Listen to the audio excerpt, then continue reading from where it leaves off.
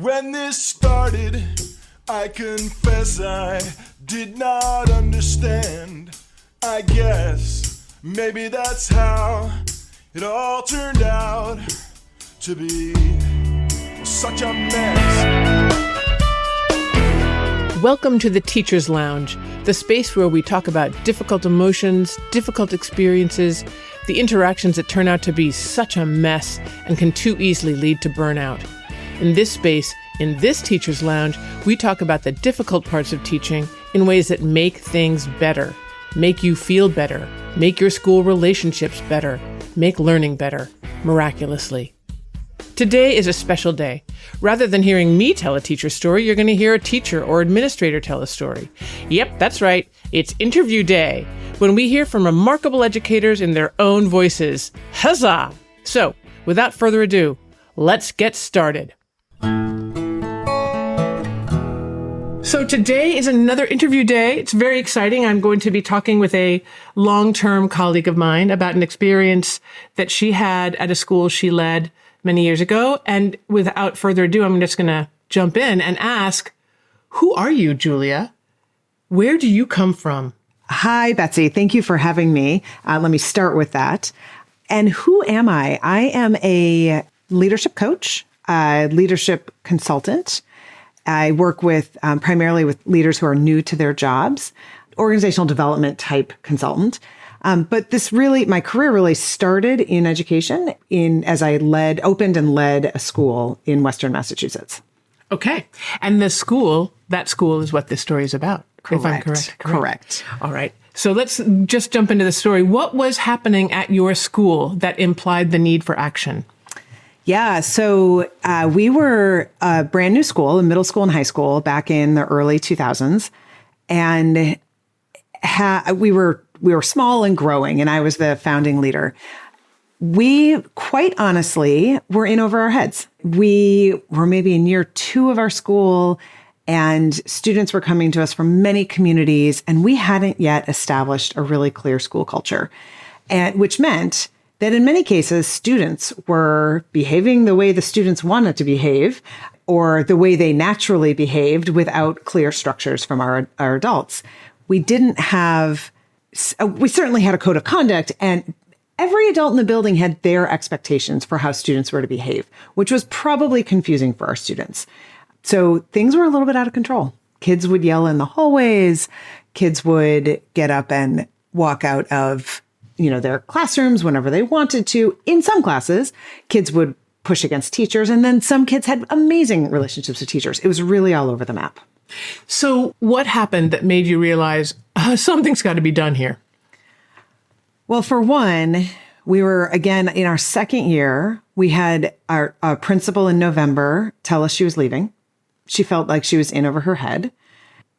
We had lost a principal after the first year. So this was a new principal who'd been there for 2 months, and she came and said, I can't do this. So I was certainly a little thrown by that. Wow. We had teachers telling us that they didn't know how to handle the students. Wow. We had, parents, I remember like one case in particular, a teacher thought it would be funny to throw an eraser at a student to get her attention.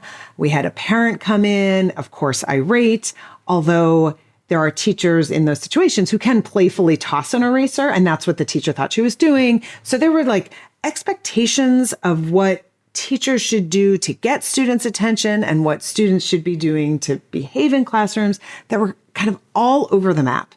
And importantly, that meant learning was not happening. Importantly, that meant that students, I don't think our attendance was great. People weren't enrolling at the level that we had anticipated. And what the kind of general feeling in the school was a little bit out of control. So teachers were asking, you've got to get something, looking at me saying, you've got to get something in place. Wow. So they were looking to you to fix this problem. So, I'm thinking about this and obviously 20 years ago, though the moments are very fresh in my mind, I believe they were looking to me to fix the problem. They certainly were saying, who is going to fix this problem? And I Not just, us. right. And I just watched our second principal say that they weren't going to stick around. So whether or not they literally looked at me and said, What are you going to do? That is my experience, that I felt that. Excellent. So this is what I want to slow down on a little bit, because of everyone knows, they should know, if they listen to this podcast, that I'm very interested in emotions and relationships. When this was happening, when you perceived that teachers were looking to you to fix the problem that they were involved in and could not see, or forest for the trees, what happened? What was happening inside you? What happened in your body that you thought, okay, it's time for me to do something? Yeah. I will say I have always been somebody who feels deeply responsible. And so I'm sure that is my gut instinct to move towards that. The creation of this school really did depend on me through any number of trials and tribulations to get our doors open the first time, including, finding an alternate site when our original site wasn't ready. So it was almost like I had just developed my role in the school as the fixer, as the problem solver, as the one who was supposed to make things okay. So again, whether or not they said to me, you need to fix this, they were up in arms, and our principal left, and I'm looking around thinking, this is on me. So I think chaos does not feel good for me. Lack of, ambiguity is not something I enjoy. It makes me very anxious. And so I think I was having that feeling of anxiety and wanted to step in and fix this. Love it. So what did you do to manage those feelings? Problem solving mode, solution mode. I called a colleague and old friend of mine who was in a similar role in another school. And I said, I know your school was struggling and you fixed it. What did you do? And he said, call this woman at this organization. She helped us. She fixed it for us. And so I called that woman. I mean, I was just like, problem solve. Focus. I mean, I remember being very focused. As soon as he told me I should call her, I went and visited his school to see what it was really like. Stepping away from my school, by the way, which felt like it was in flames, but I was like, I have got to solve this problem. At all costs. At all costs. This is like, and I do believe that student culture is a central element of a school. So I knew that was the priority in that moment. And that's what you were working on, even though you were trying to put out a massive fire. Yes. So the first thing you did was you turned to people, human resources. You turned to people you knew. And I think that's a great thing just to underline, that I think many leaders or many people would just be like, okay, I will power through this by myself. I'll figure this out. That's true. But you did a really smart thing, and that was to turn to friends and colleagues, primarily, really people who knew what they were doing, to get some suggestions. Right. Okay, so what was the suggestion? What happened then? So this woman came to the school who had a lot of experience coaching schools, and she and her organization had been involved with our school in the earliest of days. And she looked around and she said, your school's in crisis. Wow. Which is like a gut punch, right? Yeah. I mean, I can't tell you the number of challenges we had gone through to get to that day, and how hard I had been working, and how much weight I had lost, and which I did not know was my stress response. And that's the only time in my life that's been my stress response. That degree of stress I had felt I had been under. And so, she came, she said, your school's in crisis, and I have these 6 suggestions for you. And I was like, great, I will take them. And one of them, specifically related to student discipline, was around instituting what was called a merit-demerit system. And, that system is what I'd seen in my colleague's school. And it was very prescribed. A student does X, they get a merit. A student raises their, is a consistent contributor in class, they get a merit. A student holds a door for other students, they get a merit. A student does the right thing often, and they get a merit. A student, the alternate is a student shouts out in class, they get a demerit. A student chews gum, they get a demerit. A student does something, pushes a kid in the hallway. That was probably more than a demerit, but it was very prescribed, and it felt like, okay, this is a way we can clarify the expectations of everybody. So I really liked it. It was, as I said, I don't like ambiguity. I didn't like chaos. I was like, this is something that is so clear. It feels clean. We can track it. We can know how we're doing. This is great. Yes. So yes. I came to the teachers and said, this is what we're going to do. Yeah. Operant conditioning, for a punishment and reward, just to get people get those guardrails in line. So everyone knows where to go and when they're bumping up against. When they're bumping, exactly. Right? Exactly. Felt great. Okay. So how did the plan work? You brought it to the teachers. What happened? How did they respond? And then how did they implement? The teachers, there's a mix of emotions because there are people who are like me, who just want very clear guardrails. And I think those teachers were like, yes, that sounds great. But also, of course, there are teachers who are not like me, whose perspective was, wait, this is an intense system. How are we going to track all of these things? How can I be assigning merits and demerits throughout my class period when I'm supposed to get a flow in my teaching? Or, how does this work for students with disabilities and students with special needs who may not, who have, fidgeting challenges, or, they may shout out, and importantly, why are we rewarding and, or trying to incentivize behavior in this way instead of teaching children intrinsically right from wrong? And I understood those arguments and I believed them in theory, but I was like, we are in crisis. We are doing this. And I've seen it work and we need to do this. And at some degree, I think because I had probably hired most of them, or if not all of them, they had seen me solve other problems.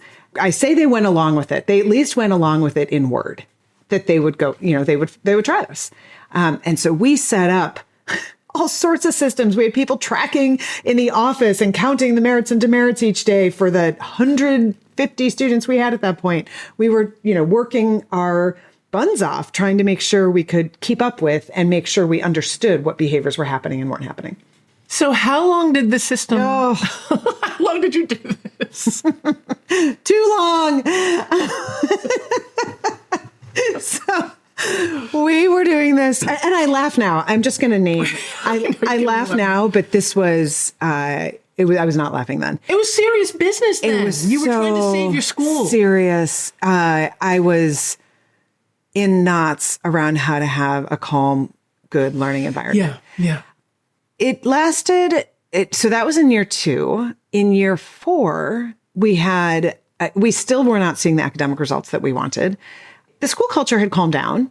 So it felt like that must have been working, though in the ensuing 2 years, the pushback and the what do we mean by shouting out in class? And is there a time where shouting out in class is appropriate? And trying to define everything to the nth degree, and recognizing, of course, teachers have different ways of managing their classroom. And of course, when we asked them to take on a system for which it did not feel authentic to them, they really struggled. And then we had to hold them accountable for following a system that we had said needed to be followed. And they, didn't want to, but they had to. I mean, it was just this difficult 2 years. And by the way, we thought it was working because the culture had calmed down. But when you really dug into the data, the kids for whom that system didn't work left. Yes. And so I don't think we dug into the data completely, in those early days, but we were struggling to try to make it work. And we still weren't getting the outcomes we wanted in terms of academics. And people were just unhappy with the relationships that they weren't necessarily building with their students because they had to adhere to this very structured, very prescribed way of interacting. So we had these consultants come in and they said, different consultants, not the consultant that came in year 2. Different consultants, and did a whole study of everything in the school and observed classes. And, there were 4 or 5 of them. So they were a team working together and sharing observations and discussing all these things. They came to me and they said, among other issues that we had, you have a desire and a mission, and everyone professes and that they want every child to feel like they belong here. And you have this merit-demerit system, which systematically is making children feel like they don't belong. And by the way, nobody likes it. The teachers don't like it. The students don't like it. The parents don't like it. We've had one-on-ones with the administrators who don't like it. I didn't like it. So I was like, but what do we do? So that was a realization that I just put my head down and kept moving, and people were just willing to follow through what I quite honestly, I'm so glad I can have this conversation with you today, because I still believe that is one of the greatest failings that I put into place in that school. Wow. I still believe that is, at least the way we implemented it, did harm to kids. Wow.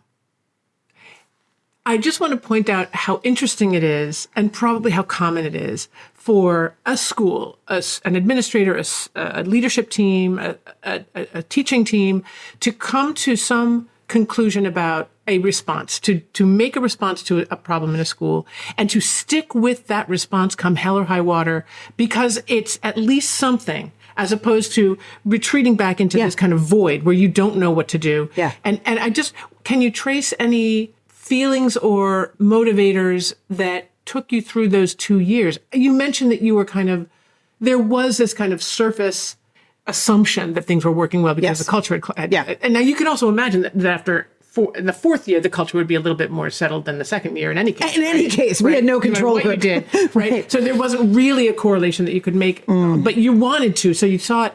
Was there anything else? Do you remember thinking, this is working, this is great? Or, oh my God, I don't know if this is working, but I don't have any time to do anything else? I believe that what I was thinking was, this isn't great. We spent a lot of faculty time parsing out what it meant to speak out in class, as I mentioned, or whatever it was. Wow. Yeah. I knew that was like a terrible use of faculty time. God. On the other hand, we had a lot of things we were working on. And this is still, year 4 of a brand new school.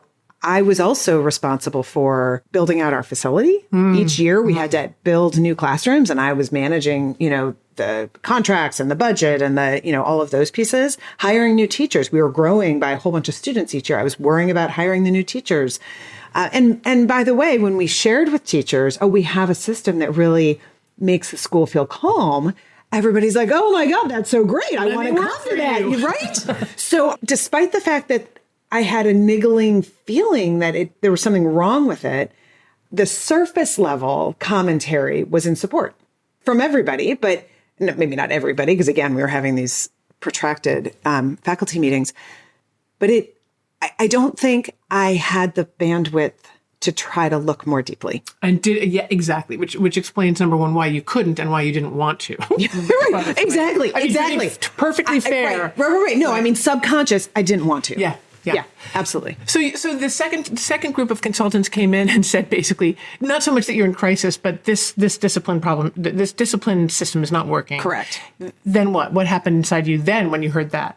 Oh, oh no, I thought we had this solved. I mean, there was an element of relief, right? Like there was an element of uncovering of what I knew subconscious, right? Like my inner selves, the various voices that are working in my head as they're working in everyone's head at any time were in conflict. So it was almost like a relief to have somebody see what I was seeing and help name it for me. So there was nice. A degree of relief. And then there was so what next? And these consultants were fabulous, because up until now, of course, I still had the same, what next? And what do I have to figure out? And they helped me understand I did not have to figure this out on my own. Wow. Right. And part of this is, I had stepped into this job and I hadn't had outside support in depth like this, right? I mean, I had a wonderful board and they would, support me, and they would, they didn't know how to push my thinking in the ways that probably would have been beneficial, but that's not because they weren't excellent at what they were doing. It's just, I was such a new leader. The consultants said, why, this is something that your community needs to solve. You can't solve this on your own. And that was, again, both a relief, because I thought, okay, nobody expects me, or they don't expect me, right, to have all the answers. Wow, I thought everyone expected me to have the answers.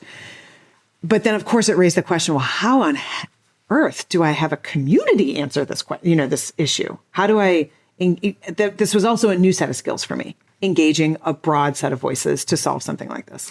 It was so interesting, because one of the first things, my first thought when you started the story was you went to resources, that you trusted and were actually helpful to you in coming up with an immediate solution to the problem that you perceived, the crisis that you perceived. Sure, right. But there is that element in you of, I've got to do this. I've got to do this all by myself. This is my problem. Sure. I've got to fix it. And when you hear, okay, yet another thing that I have to, you've been putting out fires and dealing with all kinds of Right. growing pains of any normal school, even an older school. Right.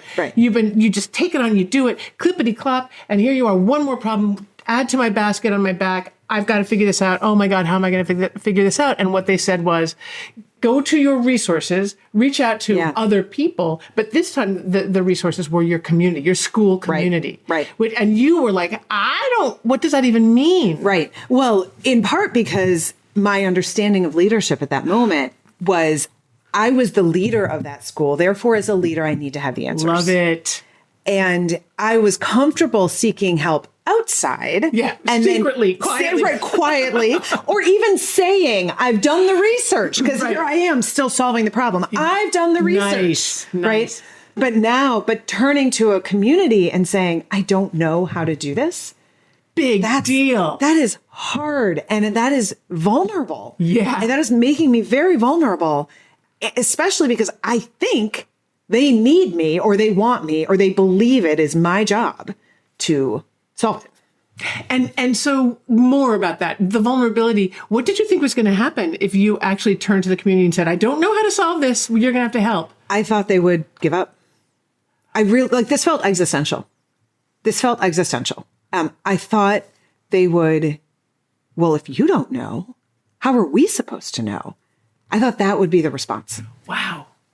This is the kind of pressure that was on your shoulders. And I just want to say if you're a leader who recognizes this feeling, just for a moment, let us dwell in how impossible and horrible that is. And why people get back pain and, and their joints start to hurt because that's too much pressure. That's like putting the impossible on your back and carrying it around all day long. Yeah. So your fear was if it wasn't you, it was going to be nobody. And that meant the school would die. Existential crisis. Crisis. It would die. Yeah. Okay. So the consultants, did they help you visualize what you could do? Yes. What did they say? They walked me through the steps I needed to take. They said, you need to name the problem with your faculty and staff, and you need to outline a solution for how the team, how everybody will participate in trying to find the way forward. And they walked me through, I worked out with them what I might say to the faculty and staff. They supported me through that. Lovely. They supported me through that. And so I still had I had somebody saying, no, you can do this, right? They were so kind. I mean, in the face of what they saw, which was really, still quite problematic, I felt they believed in me. And I needed that too, right? I needed somebody from the outside to say, no, we see you and we see the problem and the problem is bigger than you. And here's a way forward. And no blame, importantly. They didn't blame you. There was no blame. There was no blame. I mean, I had all my self-blame, but I was the only one blaming myself. Mm-hmm. I mean, super important. They may have been teachers and parents blaming me, but they didn't say it out loud. So importantly, the people that I trusted and who I knew saw what I was seeing did not blame me. Yeah. Fantastic. Yeah. Exactly. So what did you do? You turned around. They were supporting you. They were advising you, and you turned around. And what did you do in the community? I remember we at that point, our then principal and our assistant principal and I stood in front of the whole faculty and shared the findings of their report, which went beyond this piece, the discipline piece. But it did talk about other elements that contributed to a challenging student culture. So I went through the findings with the whole faculty. The three of us stood up there and shared these. And it was a somber meeting. It was to say the least. Can laugh now. Yeah, I know. It was a somber meeting. You're laughing. That is an understatement. Yes. Right. And there was a little bit of of course, the next question out of the faculty and staff's mouths were, what next? Yeah. So what do we do? Wow. Which I knew. Which kind of validated your expectation. Which validated my expectation. But interestingly, it wasn't what next? What are you going to do? It was just open-ended. What next? And because of my own support from these outside consultants and my own desire to feel responsible, such that I sought the support, I knew what to say. Well, we are going to form committees and we are going to work together to come up with solutions. And that gave everybody what they needed, which was a step forward, right? This is a moment where it was clear we couldn't sit in that room and solve the problem, but we could cause progress. Love it. And I think that's what people needed, to just cause progress. Yes, I would say to become agents in their own lives. Yes. And feeling as though they are empowered to make a difference, even if they don't know what that is going to be, what it's going to look like. But being in a group that they can trust to start generating ideas, that's fantastic. Okay, so then what happened? So we created these 3 groups. One was about the schedule of the day. One was about the merit-demerit system. One was about special ed supports, all the different supports. We had different groups looking, one was the structure of the high school. There were all different groups that were, it was more than 3. And one was a dress code. Sorry, no, I'm confusing 2 parts of the story. We created groups where faculty were raising the concerns. Or talking through the concerns and trying to start to identify solutions. But one was around student culture. And in that one, there were a small number of teachers who actually had volunteered for all the committees, which there always are those, which was fabulous, right? They volunteered for all the committees. And I turned them into a bit of a brain trust, right? And I thought, well, they're going to be able to see and make connections across the areas in a way and help me, brainstorm or understand the connections. And of course, they were all teachers. And so they were in the classroom with students, and they were in the middle school and the high school. And they had a really great perspective. So they come to me as we're talking about school culture, and they say, we need to ask the students. And I'm thinking, what? The students? No. It's the student behavior we need to change. They're the problem. Why would we ask them what we need, right? And I sit here now and I say, why did I listen to them? I listened to them because I knew they were all great teachers. Their classrooms were classrooms I wished my own kids would be in someday. The students really respected them. They were thoughtful. I knew their classrooms were content rich. It wasn't just that they knew how to have fun with or connect with kids in some fun way, be friends with kids. And I was probably desperate. I had multiple committees, multiple issues. By the way, we were going to be in the midst of another principal transition. We had curriculum work we had to work on. I was probably, again, not overly desperate that I was throwing caution to the wind, which I frankly had done that second year. But it was enough that I think it broke down my guard of feeling like I needed to be in control. Wow. And so I listened to them and I said, okay, how do we do that? And they each had different backgrounds and experience in working with young people, as we all did. This is where there were 3 different rooms. They said, we need to cancel school for an afternoon and we need to have students discuss these issues. And they set it up so that a student led the conversation in each classroom, and the co-facilitator was an alumnus of the school, but no adults in the building were allowed to speak. What? And we did this. I still said, okay, all right, I'm following here. I'm going to let you, tell us what we need to do. So we had 3 different rooms. One was on the discipline. And merits and demerits and what our code of conduct should look like. One was on the dress code. That's where we focused on dress code because we had a strict dress code and it was an area of constant conflict with our students. And one was on how the high school could be different than the middle school, because one of the comments we had heard is that our high school students felt like our high school was no different than the middle school. So students self-elected which room to go to. We didn't assign them. We said, these are the 3 topics. Which one would you like to be in? The room that had the greatest engagement was actually the dress code room. That's so funny. I know, right? Though it obviously had very close linkages to the others, right? Telling high school students what they have to wear felt no different than middle school. Yeah.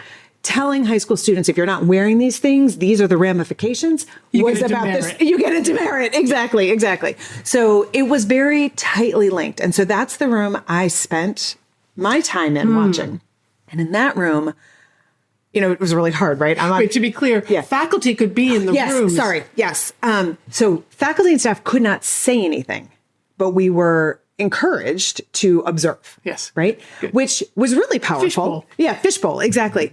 And I remember in the room that I was in, like they were debating the dress code, and, it opened up with a question that was, the facilitators had really been carefully thoughtful about making sure it didn't turn into a venting session. And these were high schoolers who hated their dress code. So what did it open with? Like whatever their question was going to be, they were going to vent about the dress code. So the first, I think it was like a 2-hour meeting. I'm not sure.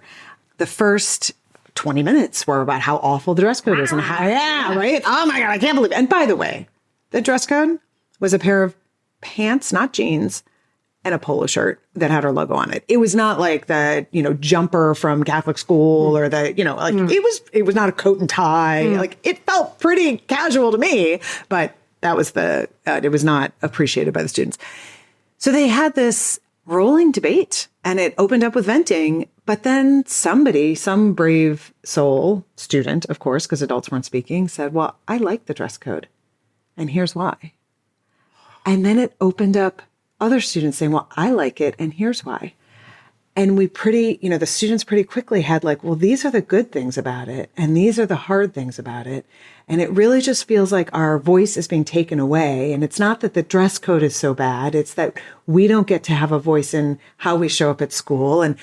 But we like that we don't have to think about what we're going to wear. We don't have to buy the latest fashions. Like it really was this debate back and forth among these students. And their ending place, having come in railing against the dress code, their ending place is, well, do you think the board would let us have one day a week where we dress like professionals? Like what? I know. Not like grunges. No. Like professionals. Right? Because of course they wanted to make it worse for themselves. That's what it seemed like to me. But that would be one of their complaints was you're trying to teach us how to operate in the world of work and you're not giving us voice. And we don't think you're trying to teach us how to work in a place where we have to wear a uniform and, and conform all the time. We think you're trying to teach us how to be in a place where we are, professionals. So can we have a day of professional attire? That was where we landed. This was a policy that went to the board because it had been in our original, agreement with the state that we'd have a dress code. So it goes to the board and the board says, they listen to the students and they push back because they are seeing this now as a learning experience. Right. It's part of the process. It's part of the process is to really understand what the students want. And they approved it. Yeah. I mean, what a remarkable story. Yeah. It really was remarkable because when we stepped back, just like these teachers told us, when we stepped back and gave students a chance to share their voices, they were not unreasonable. Mm-hmm. Their pushback and their behaviors around the dress code were rooted in their own developmental needs. And we weren't seeing it that way. We were seeing it as conflict when what they really were trying to express was something different. And so when we stepped back and were able to listen to them, we could hear what they were really trying to express. And I think that day 100% shifted how I thought about education and the role of voice in the process. Though I can't tell you that day solved my, sense of responsibility. I still fight that one. You still have it. But I think it opened up so many of our educators' eyes about the power of students. And I can tell you 100% it has impacted the way I mother and the voice I want my children to have in rule setting or helping me explain to them why a rule is as it is, but hearing why they don't like the rule. Like we do a lot more, not ad nauseum, but a lot more open conversation around, why I expect certain things of them or my husband accepts. We have a very different conversation, I think, than if I hadn't experienced that. Yeah. Yeah. I mean, there are a couple of things that at least that occur to me in the story. I'm sure others will hear other things, but one of them is when you said that the students respected this small cadre of teachers who said we need to open this up to the students.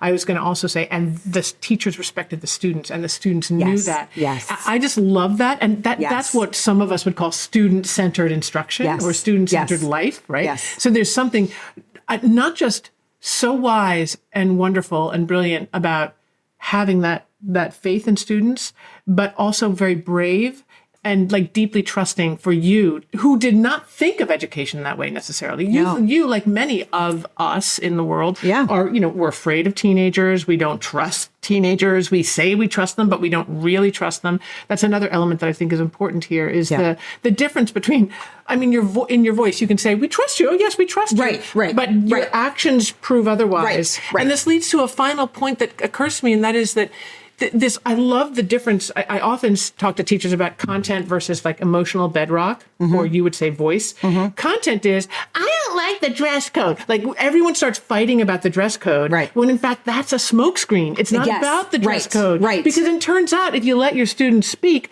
they want the dress code. They want to actually tighten the dress code. Right. It's what they needed from you guys was a chance to be heard. Yes. Which is and you said a developmental need. I would say it's a developmental need, absolutely, for that age group, but it's also a need for every human being. Yes, absolutely. And so sometimes when you find yourself trapped in a discussion of content where you're not getting anywhere, stop and listen to the emotional need or the emotional bedrock. What are they trying to get out of this argument? So the interesting thing is, I think I naturally did that with adults before. It was the shift for me with students. With students. Right. Yeah. And I think almost anybody who had worked for me who has worked for me knows that I would say you need to balance your advocacy with your inquiry. You need to ask questions and learn where they're coming from. Nice. Right? Nice. But interesting that as an educator, I wasn't seeing that. It had to be the same thing with students. I love it. So, you've written about this. I happen to know that you are writing a book about accountability in leaders, school leaders, and you wrote about this experience at your school. You in the book call it magic. Yeah, that was a magical room.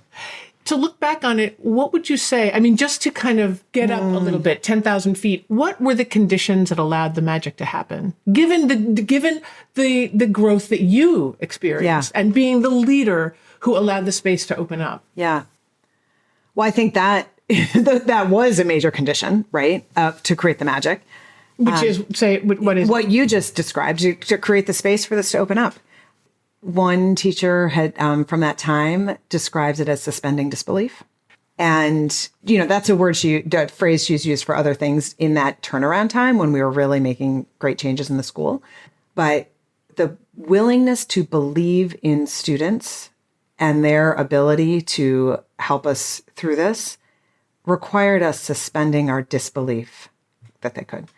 I do think, we've already touched on this for how she was one of those key teachers, but how those teachers conducted their classrooms was with deep mutual respect for students. And so I think that by creating the structure or the format of the discussion, it demonstrated respect for students. And so I think those students if I remember correctly, they created norms for their discussion at the start of their discussion, right? So then the facilitators could say, remember the norms. So the facilitators, their peers, could help hold them responsible if they were, the discussion was going off track. So it was really student-led in that way, obviously. But I think early in those conversations, they were looking to us to see, are you going to jump in here? Are you going to tell us we shouldn't behave this way? And we abided by the rule that we couldn't speak. And that was hard. Let me be clear. That was hard. But we abided by that. And I think they could feel that respect for them when we didn't jump in. Yeah, it is. There's a material element here to the magic, which is that you had bodies and rooms with limits that were respected. The faculty contained themselves almost as if there were a wall between you and the students, and the students contained themselves by creating the conditions, by creating the ground rules. Yeah. They did the necessary, obvious, but so often, even in classrooms, undone thing, which is to set ground rules for a conversation so that everyone would hold themselves accountable to and each other accountable to. There was something about that, what I would call holding environment, that allowed everyone to know their place, as it were. It wasn't a free-for-all. There were limits. There were structures in place. There were walls in place that allowed everyone to know what they could and could not do. Right. And gave the right people permission to remind each other, you can't do that. And it's okay for me to say that you can. I mean, what did it take for that first kid to say, I actually like the dress code? I don't know. There was something about the space. We call it safe space. I'm air quotes. Like sometimes I get really irritated by safe space. Like it's thrown around like a word, but it's not created. Right. This was really, and it wasn't just created, it was co-created by the very people who needed to feel safe there. Right. It's just brilliant. And there is something magical about that. It's kind of like greater than the sum of the parts, greater than the laws and the rules that were put in place, to sit back and follow and stay contained in yourself and watch other people do their work. There's something, and to trust them because the conditions are there and the structures insist on trusting them. They are demonstrating the trust, as you say. Magic can happen. Right. Just giving everyone a chance to kind of let this sink in. I think it's a lovely story. It's a success story, as I call them. And really, just looking at you, you're relaxed and like, wow, that was great. Yeah. Can you talk explicitly, just in wrapping up, about what you learned about the role of emotions and school relationships in those leadership decisions that you made in this story? So I somewhere in all of that, I learned as a leader not to only act out of emotion, but also to be in touch with my emotions, to allow them to be. And, I use language now that I did not have then, but to recognize that the emotions were telling me something, right? So that unease, when I think about the earlier part of that story where I kind of knew something was wrong, but I was stressed about all these other things. So I was just going to bury that. That's like an inner conflict I was experiencing that saps energy, right? Like having to force those emotions to go away saps energy. And so, the experience with the students was more like a both and. I could allow the various emotions to be there and again, the voices in my head and everybody's head, like to speak and have their place and to use that more as an informed process to move forward. So I sometimes work with leaders now and we talk about their parts, right? There's a part of me that wants to do this and there's a part of me that wants to do that, right? Those parts are real. And so helping a leader give voice to those parts and think of it almost like their cabinet, right? Their advisory cabinet in their mind. Love it. How to help those parts that are very much emotional. The part that wants you to do something is the part that, might be the anxious part that's like, you must do something, right? And the part that's holding you back might be the like fearful part. I think that whole experience was seeing in action multiple parts being heard and respected, not all followed, right? Being heard and respected and playing out together to get to a better place. If that makes sense. It makes sense. I think of it like these emotions, anxiety, fear, to let those parts live. It's not just so that you can immerse yourself in horrible feelings. Of course not. No. Because one element I think of when I work with emotions is there are good reasons for the emotions. The emotions themselves are alert. They're signals. They're alerting you. They're alarms. And to just take them at face value, like, oh, anxious. Okay, I'm anxious, so I got to do something to resolve the anxiety. No, what's underneath the anxiety? What's underneath the fear? What are you afraid of? What do you think is going to happen? As you were saying, existential. I thought the school was going to die if I didn't solve this problem. Now, that's something that any consultant could actually question you about. Like, okay, now let's stop there and think about the real consequences of your sharing responsibility or sharing, right? So paying attention to the emotions and trying to figure out where they come from or further asking. I think the question, what are you afraid of? What do you think is going to happen? Are really important because the emotions are trying to get our attention about what's not going right in the organism, right? Like pain tells us something's wrong. Emotions tell us something else is going on. Look for what's going on and what your assumptions are. That might be really off. Like you can't trust students. They don't know anything. That's an assumption that deserves to be dug up and interrogated. Like, really? And your experience is teaching all of us, no, actually the students know a whole lot. They know a whole lot. They do. And they want to cooperate and they want to be members of a community, but they don't want to be force-fed or unheard or unseen. Just like every human being. Exactly. Oh, wow. Love the story. So, Julia, thank you so much. This has been really great. I've loved hearing the story, and I congratulate you on that fantastic turnaround.